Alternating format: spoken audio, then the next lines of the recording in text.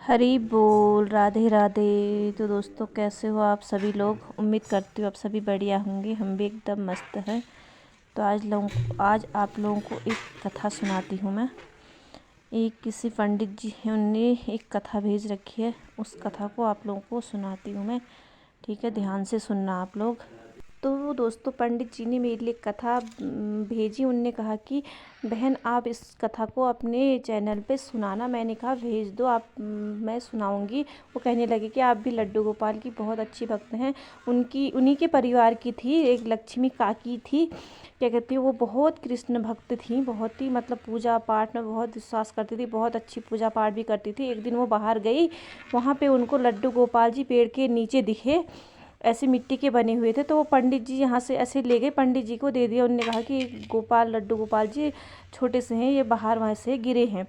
तो यहाँ से ले गए। उन्होंने कहा चलो फिर पंडित जी, इनको मुझे दे दो, मैं ले जाऊँ क्या? उन्होंने कहा ठीक है, ले जाओ। क्योंकि उनको वो पूजा पाठ तो करती थी, लेकिन ये पता नहीं था कि लड्डू गोपाल की सेवा और उनको क्या भोग कैसे किया जाता है करके। ठीक है, तो उनने ऐसे लाई, वहाँ से अपनी लकड़ी काटने लगी। बच्चे खेल रहे थे उनके वहाँ पे एक पेड़ के नीचे टहनी पे, मतलब सूखी सी लकड़ी थी, वहाँ पे उनको बैठा दिया उन्होंने। ठीक, बैठा दिया। तो फिर वो सोचने लगी कि मैं तो पंडित जी से कुछ भी पूछ के नहीं आई, मैं इनको क्या खिलाऊं। उनको इतना याद था कि उनको माखन और मिश्री बहुत प्रिय है, मतलब कृष्ण भगवान जी को इतना उनको पता था।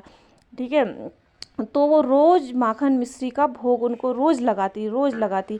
एक दिन ऐसा हुआ कि उनके बच्चे, मतलब छोटे छोटे बच्चे भी थे उनके, तो बच्चे गोपाल जी को इधर उधर को खिसका देते थे। तो एक दिन वो इतना गुस्सा हो गई कि अपने बच्चों से कहने लगी कि बेटा, इनको इधर उधर को मत खिसकाया करो, ये मेरे बच्चे जैसे हैं।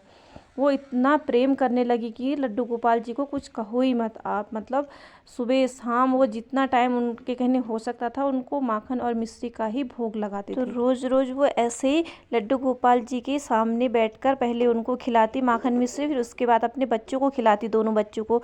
तो एक दिन तो उनने ऐसे ही किया कि रात को रोटी रखी और एक कपड़े से ढक करके रख दिया, और कहा कि सुबह रोटी खा करके आप लोग पाठशाला को चले जाना। ठीक हो गया। फिर उसके बाद वो अपना काम के लिए निकल जाती। वहाँ से आई, दोनों बच्चे ऐसे ही किया, और बच्चों ने खाया नहीं और वो बच्चे निकल गए ऐसे। उनसे पहले तो किसी और ने खा लिया था, उनको क्या पता किसने खाया है करके। तो जैसे ही लक्ष्मी काकी आई और उनके दोनों बच्चे लड़ने लगे कि मैंने नहीं खाया, वो दूसरा बच्चा कहने लगा मैंने नहीं खाया। तो रोज़ रोज़ ऐसा ही होने लगा उनके अंदर। वो जैसे खाना रखती, रोज़ खा के जाते रोटी, रोज़ खा के जाते। तो एक दिन तो उनने कहा कि आज तो मैं देखती हूँ कि ये खाना आखिर खा कौन रहा। दोनों बच्चों को उनने सुला दिया। उसके बाद बच्चों को सुलाने के बाद वो छुप गई हैं पीछे। पीछे देखा तो मतलब वो करने के बाद बच्चों को नींद आएगी। उसके बाद देखा तो एक बच्चा, कितना प्यारा सा बच्चा आया, घुटनों के बल बैठा और वहाँ से रोटी तोड़ तोड़ के खा रहा है और वहाँ पे रख भी रहा है। उनकी आंखें फटी की फटी रह गई लक्ष्मी काकी की, आखिर ये क्या हो रहा है, ये बच्चा कौन है, इतना प्यारा सा बच्चा, सोने के कड़े, कितने सुंदर सुंदर गहने पहने हुए घुटनों के बल। फिर उसी रात को उनको रात भर नींद नहीं आई। सुबह उठी जैसे ही उनने फिर देखा, घर घर में जाकर देखा कि आखिर वो बालक कौन था। क्योंकि गांव में तो हर कोई बालक अलग अलग वैसे टाइप के रोज। तो जो लक्ष्मी काकी थी, वो रोज़ रोज़ अपने बच्चों के लिए खाना लगाती थी। तो रोज़ रोज़ लड्डू गोपाल जी आते थे, खाना रोटी खा के चले जाते थे। तो एक दिन उनने ऐसे सब पूरे गांव में देखा, तो सबने कहा कि नहीं देखा। एक वहाँ रहती थी अलका अलका चाची, बहुत बूढ़ी थी वालो, बहुत ही ज़्यादा बूढ़ी थी। तो मतलब वैसे टाइप की होंगी, मतलब वृद्धा टाइप की होंगी। तो उनसे उन तो दो उनके बच्चे हो गए हैं और एक लड्डू गोपाल जी हो गए। वो 3 थाली रोज़ लगाती और रात को रोज़ लड्डू गोपाल जी आते, तीसरी थाली से वो रोज़ खाते थे, रोज़ खा के जाते थे। तो उनने सोचा एक दिन अगर लड्डू गोपाल जी मुझे मिल जाएंगे तो मैं उनसे, अगर मतलब जो भी वो बच्चा अगर मुझे मिल जाएगा तो मैं उससे पूछूंगी कि आखिर तुम मतलब रोज़ ये भोजन मेरे बच्चों के भाग का क्यों खा के जाते हो। तो उनको नहीं मिले, वो कभी ऐसे नहीं देखे। फिर उनने एक दिन ऐसे ही साक्षात उनको देख लिया।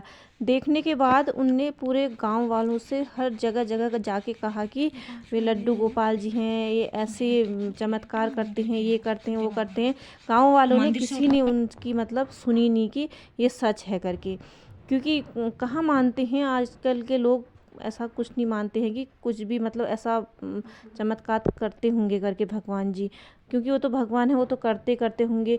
और ये वैसे होता भी है, क्योंकि अगर आप लोग दिल से अगर उनको मानते हो तो आप लोगों को चमत्कार किसी न किसी रूप में ज़रूर दिखता है, ठीक है।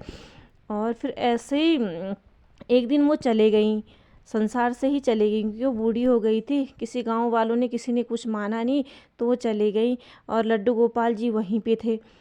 तो जब कुछ ऐसे ही गांव वालों ने भी कुछ चमत्कार उनके देखे लड्डू को, तो उनके जाने के बाद एक दिन उस गांव में आ गई बाढ़, और वो मिट्टी के बने हुए थे। तो उन लोगों को लगा कि क्योंकि बाढ़ आ गई थी ना, वो मूर्ति वहाँ से बही, ना पानी में गली और ना कुछ हुआ, तो उन लोगों को और वो लगने लगा कि ये सच में कुछ ना कुछ इनके अंदर कुछ ना कुछ जागृत है करके, ठीक है।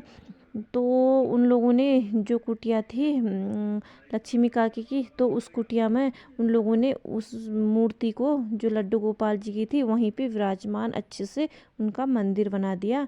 तो मंदिर बनाने के बाद उन लोगों ने अच्छे से लड्डू गोपाल जी की पूजा करनी शुरू कर दी वहाँ पे, ठीक है। और बहुत ही वो लोग बहुत ही मानने लगे लड्डू गोपाल जी को, पूजा करने लगे लड्डू गोपाल जी की। तो ये कथा अभी यहीं तक थी।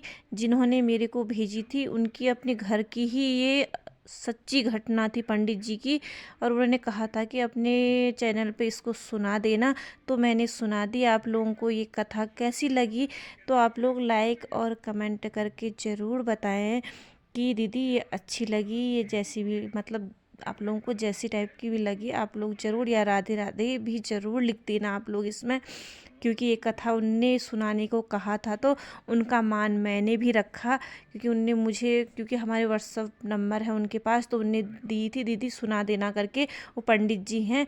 तो मुझे भी बहुत अच्छी लगी। आप लोग लाइक और कमेंट शेयर करके ज़रूर बताएं।